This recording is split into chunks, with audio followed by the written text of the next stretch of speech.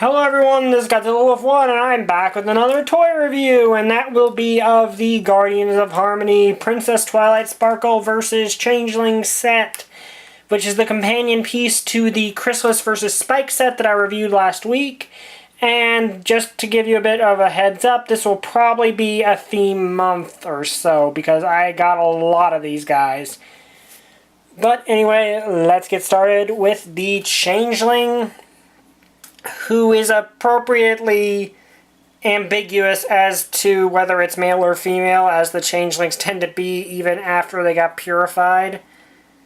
But really nice design. I mean, I think the head should be a little more angled, but this also does give you a pretty nice neutral-looking changeling.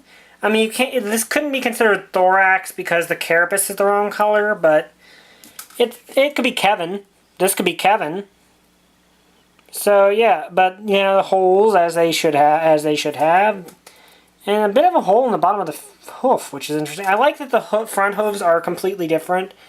I don't think that was the case with the Chrysalis, if I remember right. It might not have been, but I like that the front hooves are asymmetrical. That is something I do like, and the back hooves as well. Tail, which can move, like, you know, a tail which has a hole in it, like per usual. The nice green wings, which is appropriate, and the blue eyes, little fangs. But yeah, this can be whatever, like any random changeling you want it to be, because, well, the changelings when they were under Chrysalis all look identical. And I will admit, I'm one of the people that likes the rainbow changelings because they all look different, and yeah, they can be individual looking at least. Now, to be fair, they could have done that without making them so brightly colored, but I digress. And the carapace painted back there, though, theoretically, I think the carapace... No, wait, in the show, they had, there's a picture on the backdrop. They had their carapace stays closed anyway. Okay, that's no complaint then. But yeah, I think the only complaint I really have is the head should maybe be a little more angled. But all in all, a nice representation of a changeling. Now, as for articulation, tail is on a ball joint. Can move fully freely, unlike Chrysalis, which has a bit of spring in it. This one can move up or down. Can't move up or down too far, but can do it enough to get a little bit of posability out of them. Wings are on ball joints, so you can do whatever you want with them. You can splay them out to give a little bit of a fight look, which is nice. Front leg, you can move up that far, back that far. It's mainly just the body shape here that gets in the way. Can move all the way out. No knee joint, though. Unlike most of the figures in this line, he doesn't have a knee joint. But the hind legs can move fully as they should. So, and of course the head is on that weird joint system, which actually works quite well. So he can get a full range of movement out of the head.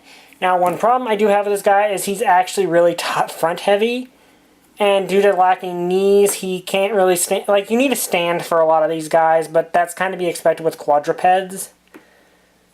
Though, if you had like a wire or something, you could probably get him into a decently threatening pose. But yeah, all in all, I like him. Maybe there could be a little more paint in some spots, but I think he's good.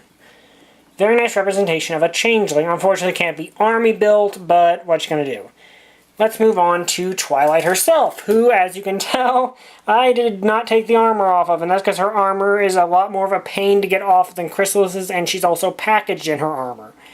So, yeah, she has this royal... I think this should probably be up here, so it actually... But then it would get in the way of the articulation, so that's probably why. But she does have her symbol right there. It's kind of gold. The package shows it painted a really nice Bandai gold, which I wish they'd done. Well, I call it Bandai gold, but this is Hasbro, but it looked like Bandai gold. You'll know what I mean if you collect Bandai Japan toys. Has her, you know, horseshoes or whatever you want to call them. There, the armor goes all the way across her back. It can be removed. And it doesn't interfere too much with anything anyway, but you can remove it. It's just a pain in the butt to get off. You know, her hair is nicely molded. Looks like Twilight's hair. Her tail, which is behind these big wing things, is also fairly nicely painted, but it's only on one side. But I think that's just because they're going with the idea that We're not going with the show's ambidextrous sprites, I guess. But, yeah, her cutie mark is there. It's right here. Nicely painted. She does have a spear attached to her leg. I will get to that. But, yeah, overall, she's pretty nicely designed, except for one thing. One, she's constantly growling, which does not seem appropriate for Twilight. And her teeth are not painted. Yeah, this is why this is actually my least favorite set of all the ones I've gotten. If her teeth were painted, or she did not have this constantly growling expression that makes her look like she's constantly ticked off, this would be a pretty good set. It is a pretty good set, but why was her mouth not painted? Like that's just ridiculous. That's not a good. That is not good QC or whatever this is.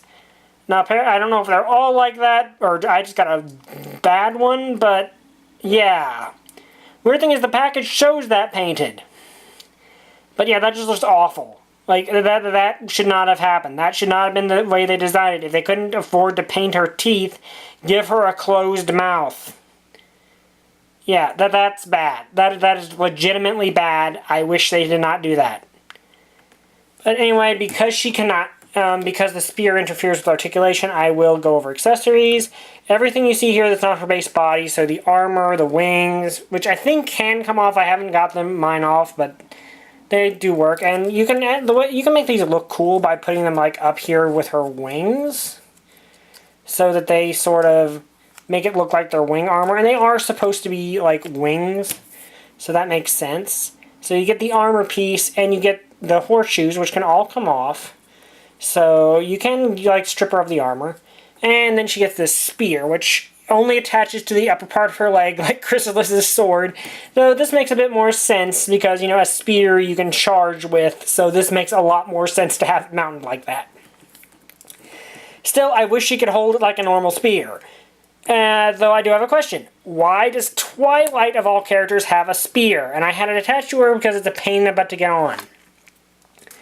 I mean, it's a nice spear. And I think this could probably fit in the hand of a lot of other figures, but why does Twilight have a spear? This does not seem like a weapon I would associate with Twilight. Like, I don't get why she would have a spear of all things. Like, give her a scepter or something like that. She never uses weapons, but give her a scepter or something. This weapon just doesn't really make much sense. But it's a nice looking spear. I like how it's designed. It just really doesn't make any sense for Twilight. And then you get this, which is her symbol, which I think, again, this is also the first time we've really seen her personal symbol, which is, again, a pen you can put on, but it's a nice symbol. I like this symbol. It looks really cool. And I think we might have actually seen this in the show at some point, but it is a nice symbol. I like how it looks. And I like that a lot of them did come with these symbols because they look really cool. Now, as for how the accessory she's wearing goes, this is meant to be sort of a capture claw gimmick. So you rotate these forward, like so. And I admit, this is actually something I could see the ponies having in the show because it's non-lethal. Then you have it like this, and let it spring shut around the changeling's legs, which I do admit it actually does a fairly decent job of if you line it up right. Now, I'm not sure what she's supposed to do at this point, but it's your toy, do what you want. She could probably lift and throw him. She's got her horn right at his forehead, so she could, like, use a sleeping spell or something. But it's a harmless little, like, it's a fairly unintrusive gimmick. It's fairly harmless. I mean, unintrusive in the sense that it doesn't interfere with the main figure, and if you take this armor off, she can move perfectly fine. Not unintrusive in the fact that they're two giant wings that are spring-loaded. But they are cool, and I do like them, and they do, of course, restrain the legs of the enemy. So that actually is a kind of a cool, an okay little gimmick. I've always kind of had a fondness for capture claws. So, yeah, but let's get her chest armor off, which is a lot I might not even take, I'm not going to even take it off. Well, no, I have to show some of the articulation because it does interfere. It's just a pain to get off, and of course I had to clip my nails. So, if you're wondering why I had to clip my nails, it's because my job ended up making me have to clean out a cooler, and it shredded my nails for some reason. I don't know how that even happened, but it did. Okay, there we go. Now, let's get this off of her, which, again, this is a bit of a pain. And out of all the accessories these guys come with, this is the hardest to get on and off. But you will probably notice instantly one issue with this. Well, if the camera can pick it up.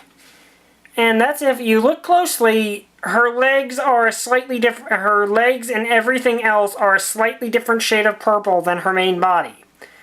I don't think it's picking up on camera very well, but my eyes can tell it, and they don't like it. But, I mean, it's a good Twilight. It looks like Twilight. She looks like Twilight without the armor. This is what Twilight looks like, so she is Twilight. It's just the paint, like the difference in color here is very annoying. I guess the designer's idea was, well, she's going to have the armor on, who's going to notice? I notice, I don't like it.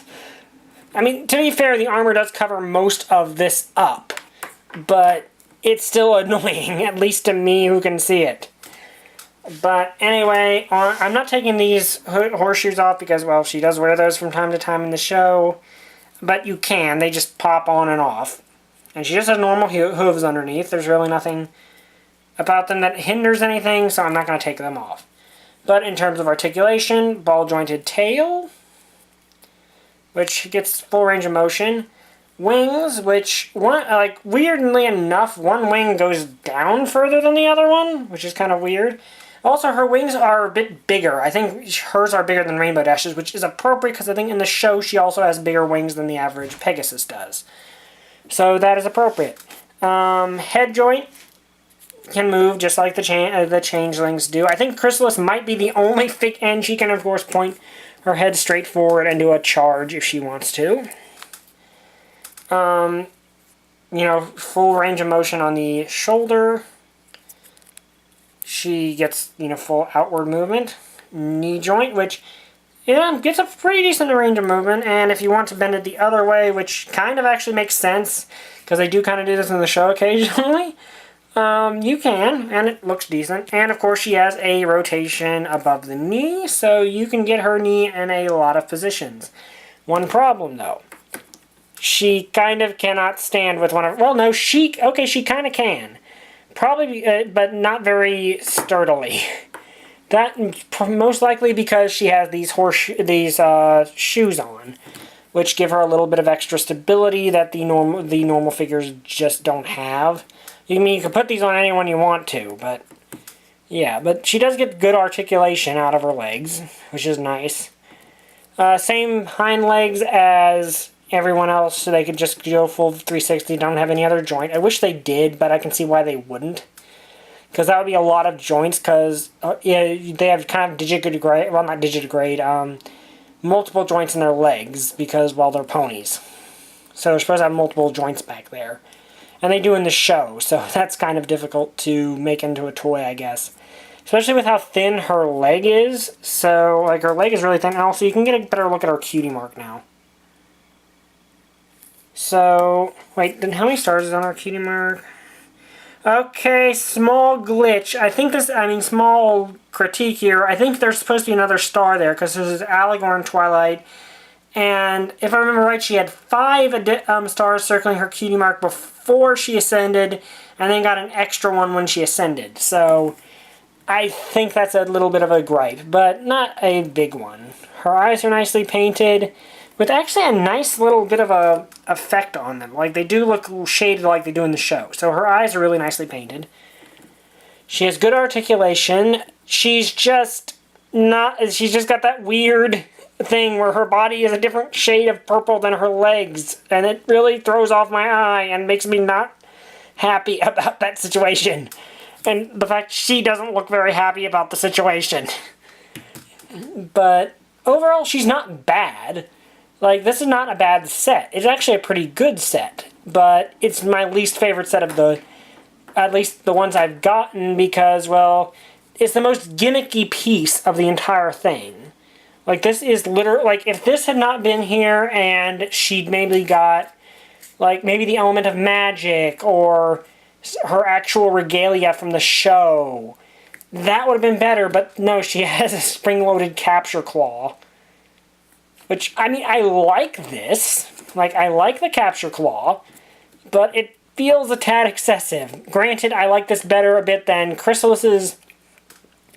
Than the fact Chrysalis gimps her neck, because her articulation is just fine, but it's still just a big hunk of plastic that, well, I like the gimmick and have a weakness for the capture claw gimmick. Feels more toyetic than a lot of the ones in the line. And we'll get to that when I get to the others. The others all have, they do have gimmick to them, but it's gimmick that makes a bit more sense to their character. So yeah, and I don't like her spear. I don't like the fact she has a spear because that doesn't feel like Twilight Sparkle. Like, this doesn't really fit the character all that well. So I wish she'd had a different weapon that fits her a little more, like, or the element of magic, or a magic blast effect part. That would have been also nice. However, and with all the negatives, this is still a really nice set. Like, this is still a really nice set, and I remember we have one last accessory, the backdrop, which is a swarm of changelings attacking Canterlot, or just watching the fight scene unfold, and some of them look unusually happy. Like, that one over there looks like he's just having a good time. I mean, some of them look aggressive, but a lot of them just look like they're hanging out, which I find amusing. And for some reason, a paper and scissors held in telekinesis by someone. I don't know who that is. But it is a nice backdrop. It's not technically an official thing, but it looks good, and I display my figures with it.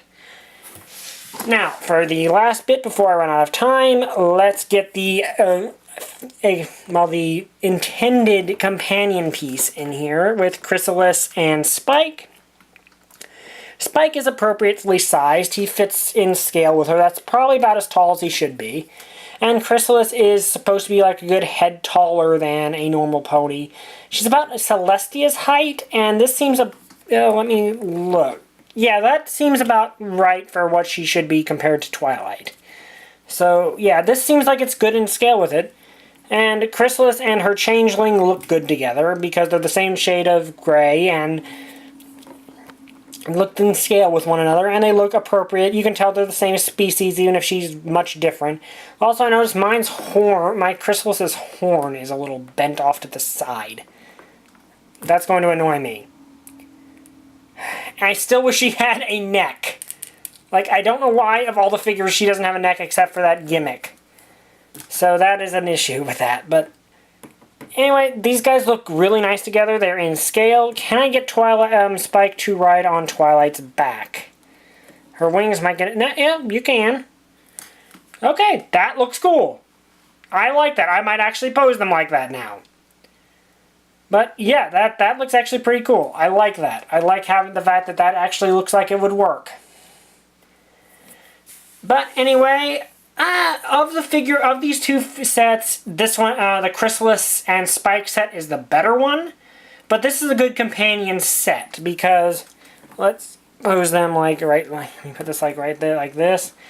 That looks good. Like they look like having that bit of a face off looks like it'd be good. And it makes sense. Like if this is Twilight protecting Spike, that expression makes a lot more sense.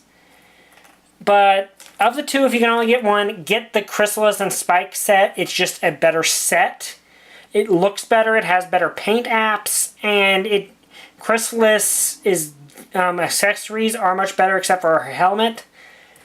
But the Twilight and Spike set is a good companion piece, and if you get one, getting the other isn't a bad idea. They look well together. They look pretty well together. They look pretty well together. This is when my tongue stops working, as Emiko would say. But yeah, get them both if you want to. They work fine as a companion set. But this is still my least favorite of the ones I've gotten. Anyway, I hope you guys enjoyed this video. Like, comment, and subscribe. See you guys next time. Bye! I still don't have a catchphrase.